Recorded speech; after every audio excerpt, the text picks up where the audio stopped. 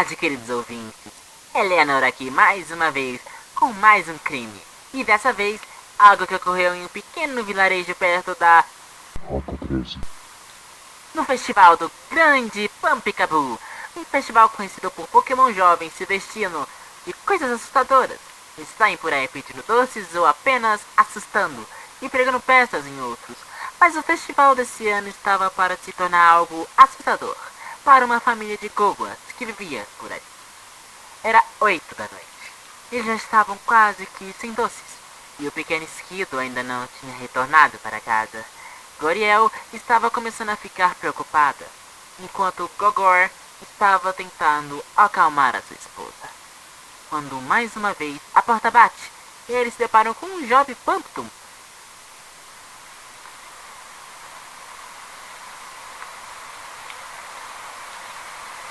Jovem Pumpkin estava os visitando, com um pequeno traje de esquido, dizendo... Quando Goriel atende a porta, ela dá um pequeno sorriso e elogia a fantasia do pequeno Pokémon. Nossa, que fantasia bonita! Sabia que eu tenho um pequeno esquido aqui em casa? E o Pumpkin sorri e estende sua sacola de doces para Goriel, que entrega uma barra de Harry Cake. O Pumpkin sorri e sai correndo. Era 8h30. Goriel começa a ficar cada vez mais preocupada. Então Gogor decide sair e procurar o seu filhote. Ele abre a porta e sai, deixando Goriel sozinha naquela casa. Mas um tempo se passa e mais uma vez batem a porta. E Goriel tenta se reerguer e não parecer um pouco preocupada com seu filho. Ela pega sua bacia de doces e vai em direção à porta. E a abre, vendo mais um Pumpkin, só que dessa vez com a fantasia de Gogor. E ela se assusta um pouco. Olha, para ele, me diz. Nossa, achei por um instante que fosse meu marido, dando uma pequena risada de nervoso. Então, Pumpkin estende sua sacola até Goriel. E ao colocar o cookie de lava, percebe algo estranho. Aquela sacola parecia um pouco com a sacola do seu pequeno esquido. E logo perguntou para Pumpkin: essa sacola é sua, pequena? Que parece bastante com a de meu pequeno esquido. E o então Pumpkin responde: sim, nós sabemos. E nisso, ele sai correndo, rindo e desaparecendo no meio da floresta.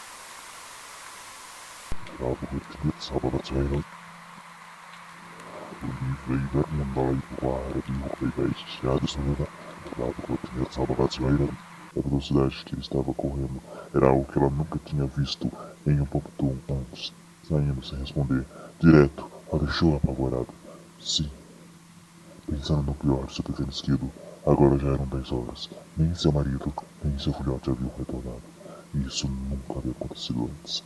Ela decide sair de sua casa com uma manta verde e anda em direção à floresta. Ao passar por várias árvores e decorações assustadoras, ela começa a chamar por sua família. Esquido, querido, apareça. Gogor, por favor, volte para casa. E a cada passo que ela dava, ela sentia algo estranho a seguindo, como se estivesse esperando por ela, ou até mesmo a guiando. E logo, começa a andar um pouco mais rápido, passando por cada casa e vendo que as luzes de sua Pumpkin Berry estavam apagadas e a sua mente assustada a cada esquina que virava, até ver um Pumpkin fantasiado de esquido no final da rua, como se estivesse aguardando por ela. E quando ele percebe que estava sendo visto, ele corre em direção à floresta, e Goriel logo corre em direção ao Pumpkin, querendo respostas, gritando: espere, por favor, me diga onde minha família está. E a cada passo que dava em direção à densa floresta, Goriel começa a sentir algo puxando seus pés a cada passo que ela dava, como se fosse um líquido gosmento que dava em um rastro até um lugar no meio das árvores. Mas ela não se importava com isso, apenas seguia a única pista que ela tinha sobre o paradeiro de seu filho. Mas quando Pumpkin parou em frente a uma árvore, ela segura e vira. Se assusta ao ver o rosto de seu filho, naquele corpo ainda caído para trás. Ela olha para aquele Pumpkin e o via levitar para cima, e quando ele parou por alguns instantes, metros do chão, seu rosto se distorceu e desapareceu. Mas quando se foi por completo, ela percebe que havia um corpo preso em um dos galhos da árvore. E ao perceber que era o corpo de seu esquido, ela começa a gritar. Ao ver que seu querido filho havia sido empalado em uma das árvores, seu doce rosto vazio corroeu sua alma por completo. Ela não conseguia acreditar no que aconteceu. Ela temia pelo pior, mas o pior era real. Era tão real. Ele sentia o real. O real estava em sua frente. Era real.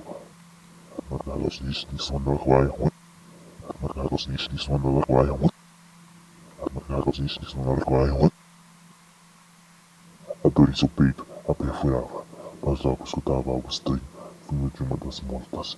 Ela vê um chifre de cogote. Ela se levanta.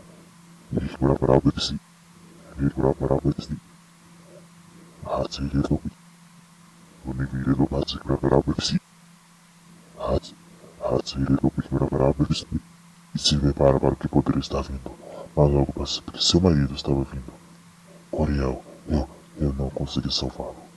E ele segue em direção a Guriel, abraçando-o.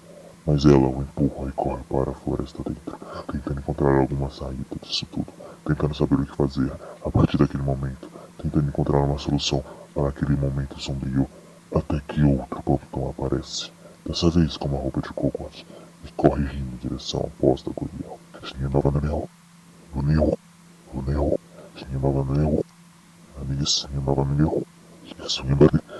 Sentindo aquele grudar nos pés. Dessa vez, ela olha e vê um líquido estranho.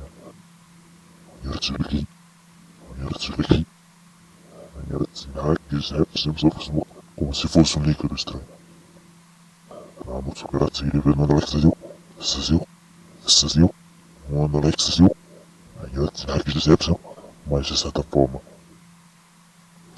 Mas de certa forma, Mas de certa forma, ela estava calma com aquilo. E logo seguiu, andando, até onde o Pump-Tump poderia estar. Chegando até aquele jovem Pump-Tump, que tira uma faca de dentro da sacola e o seu querido esquido e entrega nas mãos de Guriel. Apertando o cabo da faca, ela olha em sua frente e vê seu marido, parado em sua frente, a pedindo desculpas. E Guriel, ainda sem entender, se afasta dele, correndo em outra direção, sem perceber que ao se virar, a faca em sua mão acaba por acertar algo em sua frente. Se afastando, percebe que acerta o Trevenant, que sorri e começa a gargalhar, sumindo e se mostrando o corpo de seu marido, sem vida, da mesma forma que estava seu esquivo. soltando a faca, ela cai no chão chorando depois de tudo que houve, ouvindo o som do vento uivando como se algo estivesse se aproximando dali. Era meia-noite. A gosma que havia no chão começa a se aproximar dela e se juntar, tomando forma de um ser estranho com galhos em sua cabeça. Sua mandíbula havia formato de mãos com seus dedos longos e pontudos. Seus olhos brilhavam laranja e seus pés haviam cascos escuros que pareciam com carvão. E se aproximava de Guriel, que ainda chorava e colocava sua mão em seu rosto, enxugando as lágrimas e dizendo: Noli fiere domina formos officidium tutum perfectili. E logo o choro se tornava um sorriso. Eram 6 da tarde. Guriel falava a seu filho: volte antes das 8 horas. Não quero que você seja levado pela fera da colheita. E seu filho ria, enquanto ela falava aquilo. Não seja boba, mamãe. Monstros não existem. E com um pequeno sorriso, ela responde: eu sei, querido. Os monstros que nós tememos são apenas no... Onde eu estou? Eu sei, querido. Os monstros que nós tememos são apenas nós mesmos. E se despedindo, o pequeno esquilo parte em direção à vila, vestindo uma fantasia estranha, com galhos em sua cabeça, cobertos de espinhos estranhos, luva em seu cachecol e uma bota escura, como se fosse grafite, saindo enquanto cantarolava: Citrouilles, fleuriez, fleuriez, fleuriez, citrouilles, fleuriez, Laico de ser abundante. Dizem que até hoje aquela família segue desaparecida, tendo apenas rastros de sangue estranho por toda a floresta, marcas de garras em árvores, a 3 metros do chão, e um grito estridente que se ouve por 15 quilômetros da floresta. Desde então, pessoas vêm desaparecer pela vida.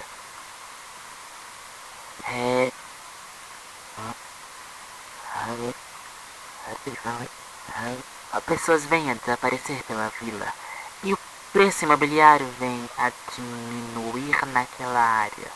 Não é algo que posso dizer ser assustador, pois os preços antes disso com certeza eram um absurdo, mas... Bom, agora estarei deixando vocês. E vocês se lembrem, hein? Se não tiverem gostosuras... Receberá gostosuras. Receberá gostosuras. Receberá gostosuras. Receber gostosuras.